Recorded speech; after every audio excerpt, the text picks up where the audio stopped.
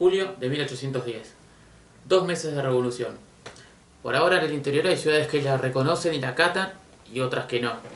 También hay ciudades que están resolviendo su situación y este mes el ejército auxiliar parte hacia el norte.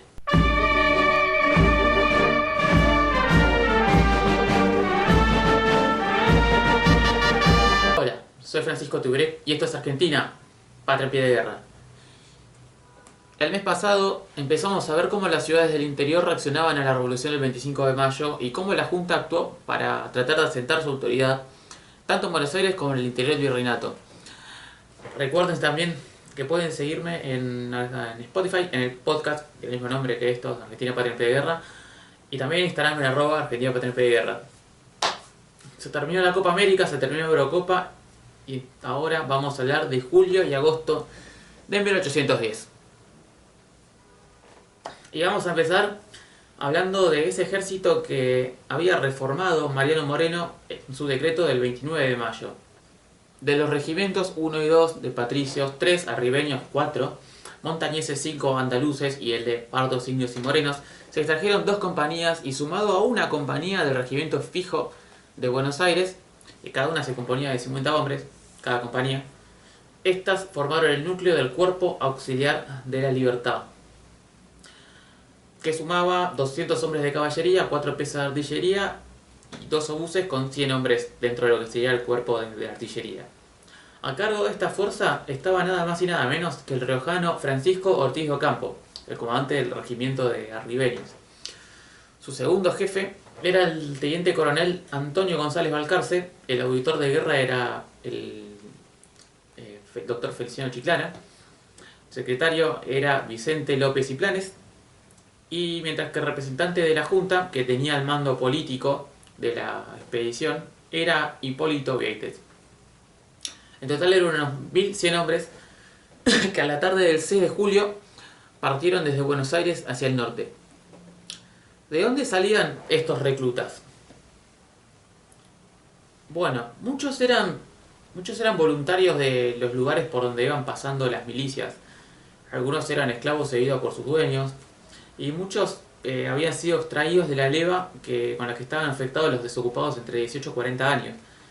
Que ese reclutamiento estaba a cargo de Miguel de Ascuélaga. Ahora, ¿con qué peleaban? En el mejor de los casos, con fusiles a chispa de avancarga y con bayoneta para el combate cuerpo a cuerpo.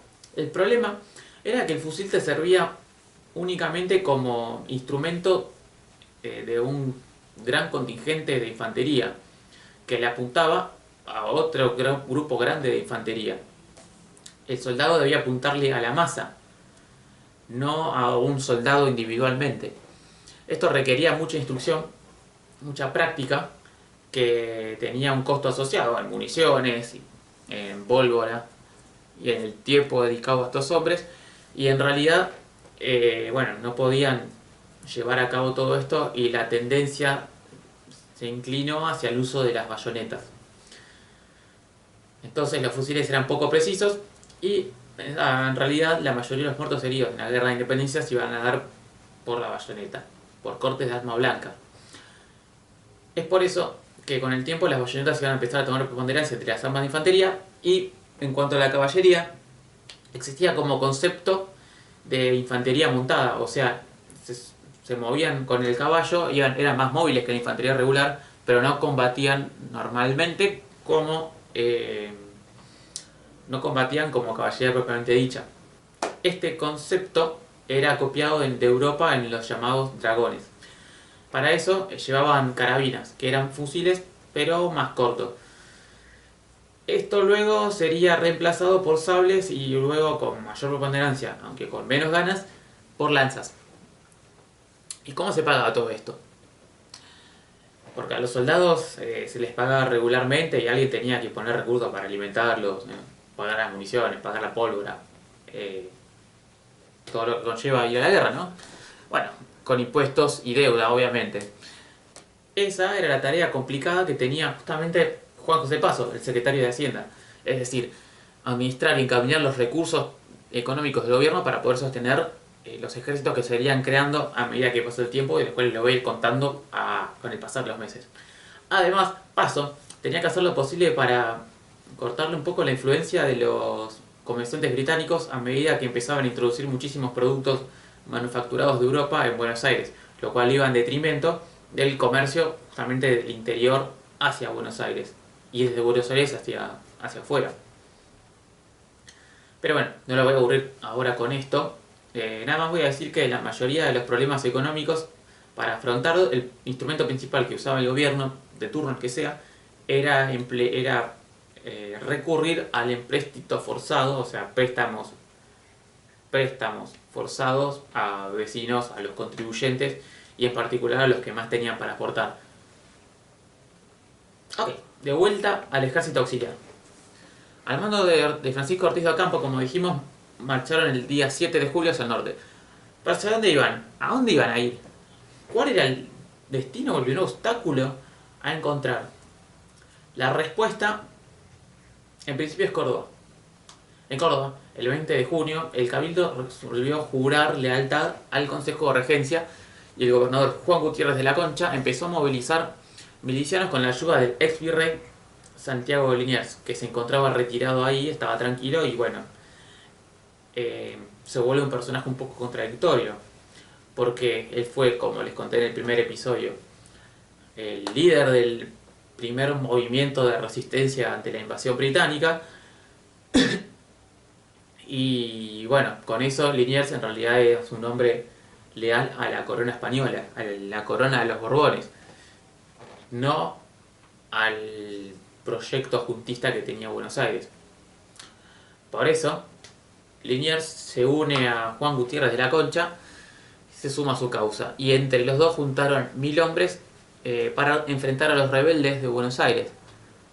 Además, la situación ambivalente en Salta y Mendoza podía unir a las tres grandes ciudades en un gran bloque contrarrevolucionario para hacerle frente a los porteños. Sin embargo, las cosas fueron cambiando. Mientras tanto, en Montevideo, el 12 de julio tiene lugar un complot liderado por los coroneles Juan Balbín González Vallejos y Prudencio Murguiondo, entre otros, para reemplazar a los marineros del capitán Salazar, que era el jefe del apostadero, y votar nuevamente sobre la adhesión o no a la Junta Porteña. Pero ese día el capitán Salazar se les adelanta y los desarma. A la mayoría de los implicados se les iba a mandar a Cádiz y la ciudad permanecería casi 4 años más bajo el poder realista.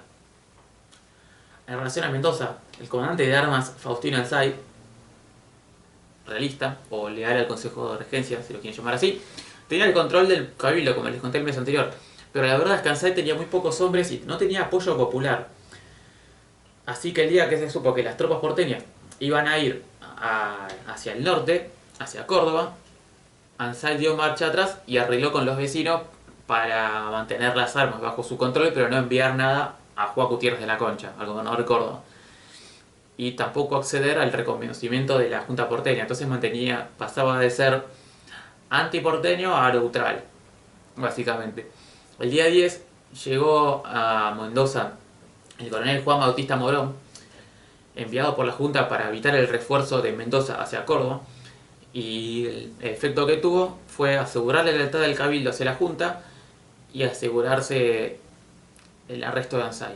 Él y los que le apoyaban fueron destituidos y arrestados el día 20 de julio. Moreno los quería fusilar, pero finalmente fueron condenados a ser desterrados a Carmen de Patagones, en el sur de Buenos Aires, donde llegaron en febrero de 1811. El capitán José de Moldes fue designado teniente gobernador interino.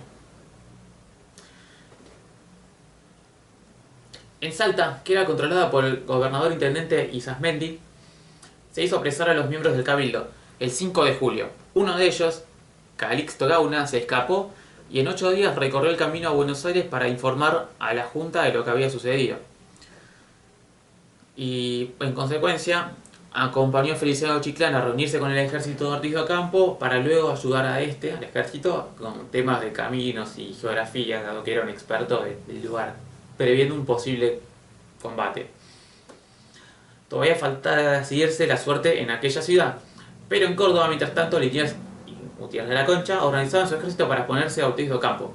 Habían logrado juntar cientos de milicianos a cargo del coronel Santiago Allende, a medida que la vanguardia adelantada, a cargo del teniente coronel González Balcarce se iba entrando en terreno cordobés, estos milicianos empezaron a desertar en números cada vez mayores hasta disolverse. Los jefes contrarrevolucionarios decidieron entonces que lo mejor era partir hacia el norte con las tropas que les quedaban. Esto lo convirtió la situación de un eventual combate a una persecución.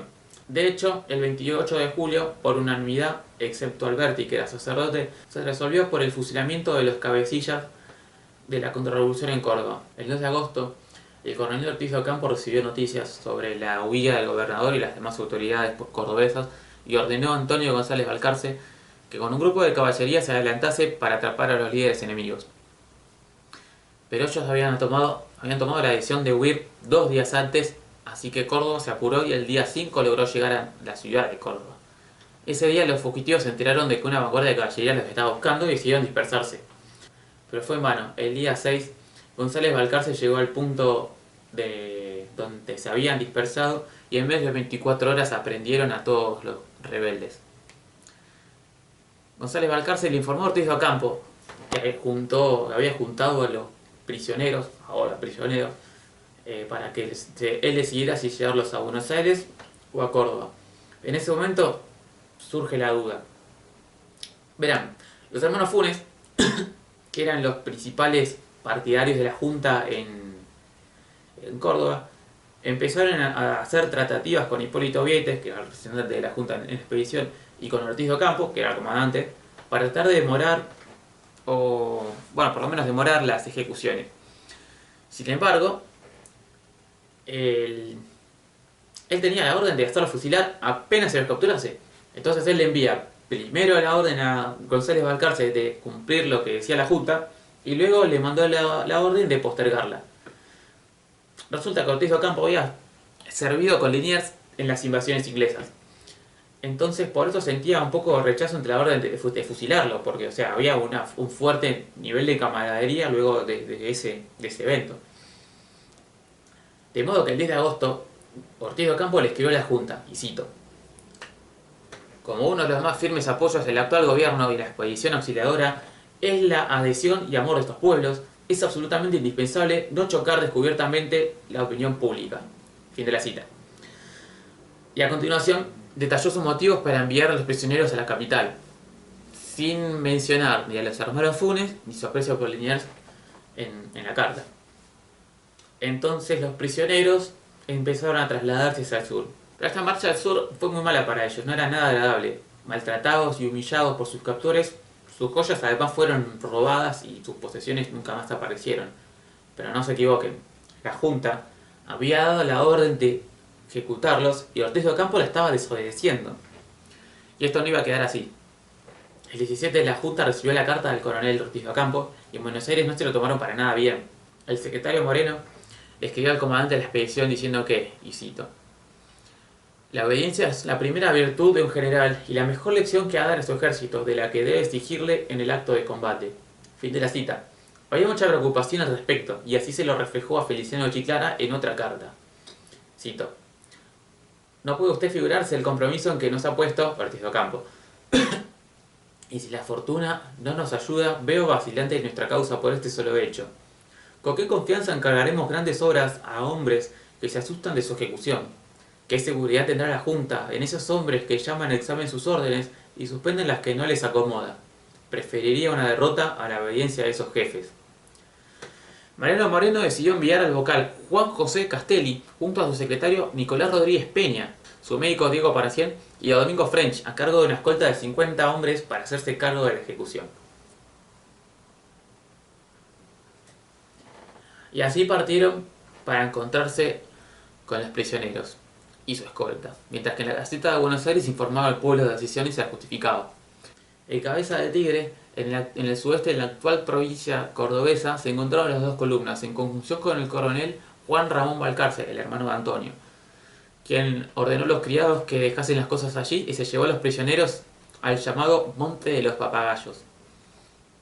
A continuación llegó el doctor Castelli, quien le leyó la sentencia de muerte, y los condenados tuvieron 4 horas para hacer sus últimas disposiciones ahora que ya sabían su destino final. A las 12:30, Castelli mandó ejecutar la sentencia y Balcarce cumplió. El 26 de agosto fueron fusilados el gobernador Juan Gutiérrez de la Concha, el capitán de navío Santiago Liniers, el coronel Santiago de Allende, el contador Joaquín Moreno y el funcionario legal Victorino Rodríguez. Los cadáveres fueron enterrados en una fosa común, y eso fue el fin de nuestro primer héroe, por así decirlo, Santiago Antonio María de Liniers y Bremont. En Córdoba, el Cabildo eligió como representante cordobés en Buenos Aires al deán Funes, al mismo tiempo que Juan Martín de Pueyrredón era nombrado gobernador, cargo que juró el día 14. Finalizado el tema de la contrarrevolución, Antonio González Balcarce fue enviado hacia el norte para continuar con su avance, mientras que Francisco Ortiz de Ocampo decidió dirigirse a Santiago del Estero, a organizar la retaguardia, o el resto del grueso del ejército. Previamente, en esa ciudad Hipólito Vieites había dicho a Juan Francisco Borges, comandante de armas de la ciudad, que preparase tropas para colaborar con la expedición. El 23 llegó Domingo Alvariño para ayudarlo, y entre los dos organizaron el batallón de patricios santiagueños, que se incorporó a la expedición luego. El día 23, la expedición llegó a Salta, quedando como gobernador interino el doctor Chiclana.